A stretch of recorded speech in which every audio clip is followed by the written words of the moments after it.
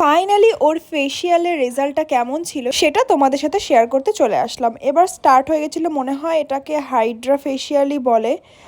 যাই হোক, এই মাস্কটা যখন দিল তখন ও একটু ভয় পাচ্ছিল যে কি হবে না হবে। তবে আমি একদিক দিয়ে ভীষণ এক্সাইটেডও ছিলাম, আবার একদিক দিয়ে আমার খুব ভয়ও হচ্ছিল যে কিরকম রেজাল্ট আসবে না আসবে, কতদিন পর আসবে। আরেকটা জিনিস এতটাই দেখে ভালো লাগলো যে ওর স্কিনের এতটাই অবস্থা খারাপ ছিল, তার জন্য কোনো স্টাফেদের হাতে এই ট্রিটমেন্টটা উনি দেননি।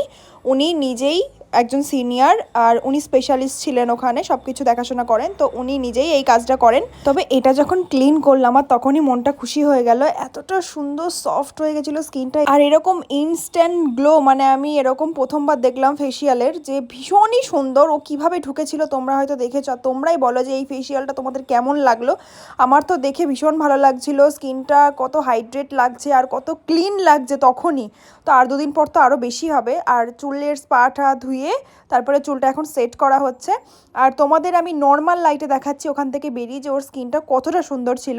আর তোমাদের কিন্তু আমি ওর আগের ছবিটা দেখাবো যে কিভাবে ও ঢুকেছিল আর তারপরে ট্রিটমেন্ট করে কতটা সুন্দর। দেখো, এটা কিন্তু ওর আগের ছবি, আর এর পরের দেখো ওর স্কিনটা, তোমরা কিন্তু লাইভ দেখতে পেলে। আর তোমাদের এই ফেসিয়ালটা কেমন লাগলো সেটা কিন্তু অবশ্যই আমাকে কমেন্ট করে জানাবে।